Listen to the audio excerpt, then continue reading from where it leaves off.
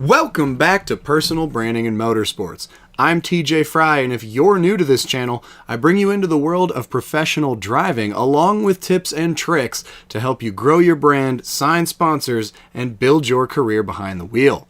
Today, I'm going to show you some real fundamentals and basics that you have to follow to maintain and build trust with your audience. Here we go!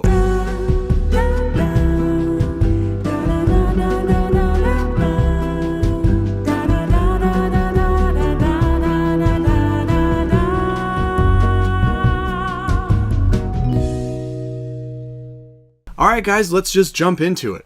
First and foremost, building trust with your audience is absolutely imperative. I think we all have people on social media that we follow who we know are just wildly full of shit, and they'll promote absolutely anything that any company will ever give them.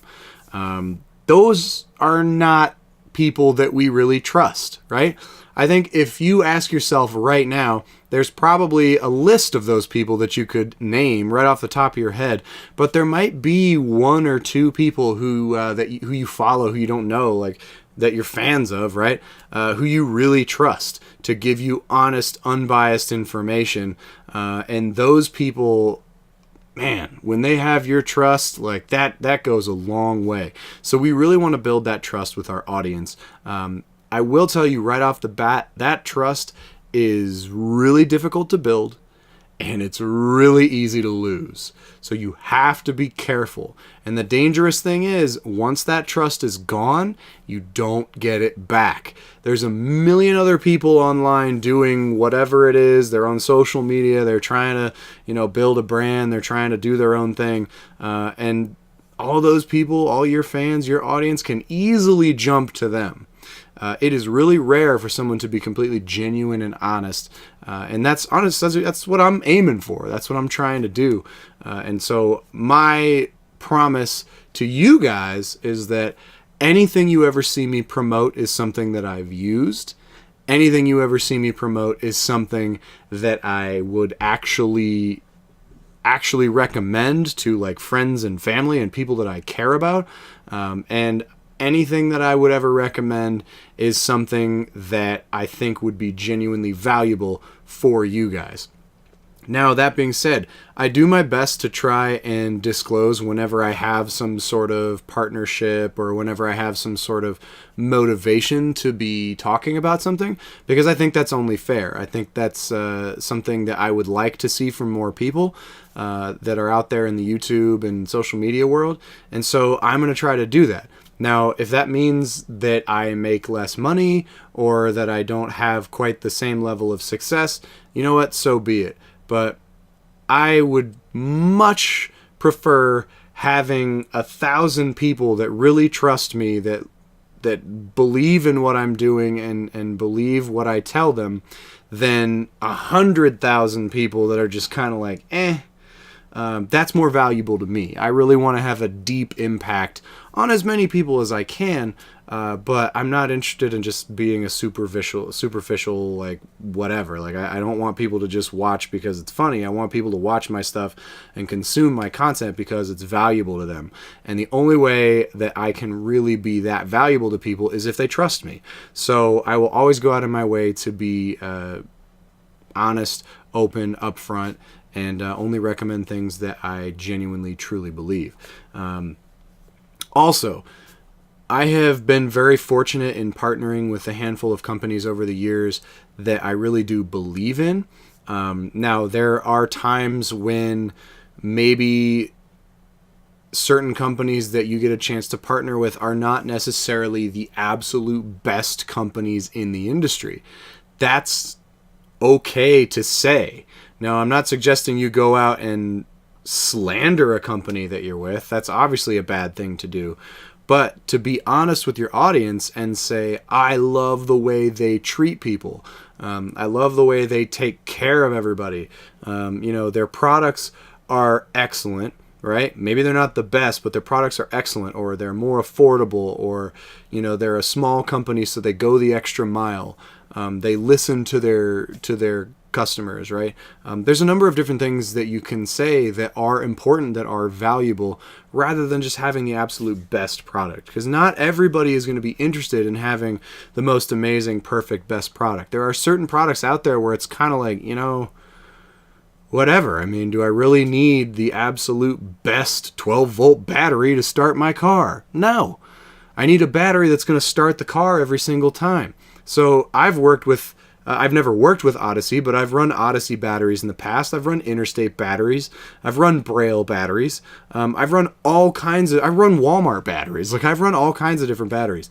So it's not necessarily about like who makes a better product. Like, I would argue that Odyssey probably makes the best or one of the best batteries out there, but if they're not willing to work with me, or if I don't have a deal with them, that doesn't mean that if I were to take a deal with, say, Interstate, right? Which, by the way, I don't have connections with any of these companies. I've never had a battery deal. But if I were to have something, it doesn't mean that I can't still believe in that product, that it can't be a good product, right?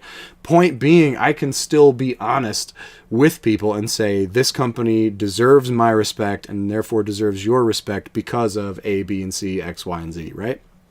Just be honest.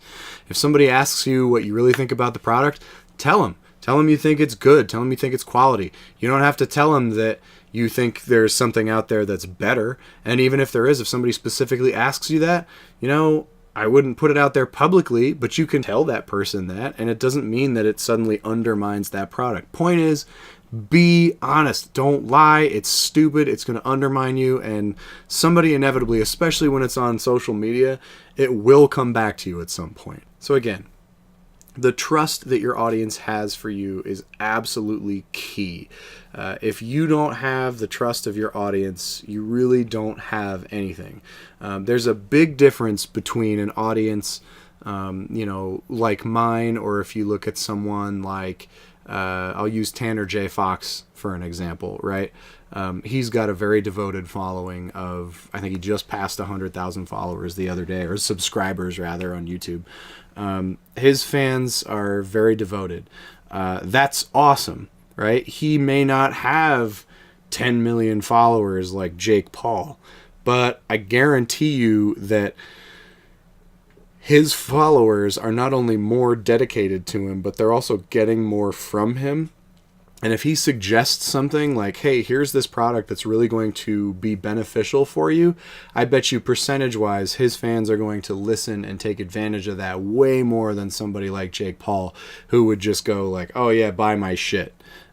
There's not really much value in that besides just being entertained. And that's fine. If that's what you're on YouTube for, fine. But as we're building a brand, it's important to identify those things and to actually stick with it. And again, to be honest and straightforward. If you're ever promoting something, you have a partnership with a brand, that's awesome. Congratulations. Just remember, you want to be honest about it. You want to tell your fans and your followers why they should like this product. You don't necessarily have to tell them like, hey, go buy this. If you have a discount for them, great. Tell them why you like it, and you can be honest. And one of the things that I've had great success with is I've told all of my partners over the years that it's important to me to have a product that I believe in. I appreciate free shit, don't get me wrong, as much as the next guy. But it's more important to me to have a product that I believe in. So generally, I don't talk about a new product specifically. I'll talk about a company and a partnership all day. But I won't talk about a product specifically until I have some experience with it. And most of them actually really appreciate that. Every now and then I run into a company that's like, well, we want you to say this, or we want you to say this. I've actually turned down deals with partners before because they didn't seem to understand that I have to have experience with your product before I'm willing to make comments on it, before I'm willing to recommend it to anybody. I can believe in the company, I can believe in the marketing team, I can believe in their product, but if I don't have experience with it, it is not reasonable for me to tell you guys that it's the greatest thing since sliced bread. I'm just not going to do that.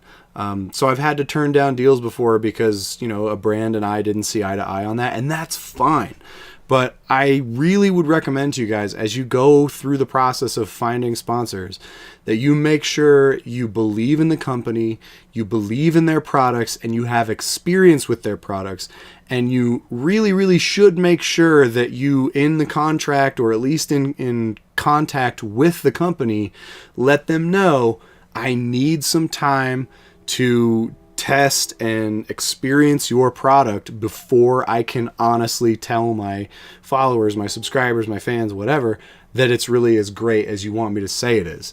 If you don't have experience with them, then that's okay. Be honest. Say that we're trying a new clutch, right? If, say, for example, Exity were to reach out to you and you go like, hey, I'm trying this new clutch from Exity. I'm really excited about it. This says it can hold 800 horsepower. Like, it's awesome. And then as you go through, you can say like, oh yeah, we got this thing installed, and it's really lightweight. I thought it was going to be super heavy because it holds a lot of power, but it's super lightweight.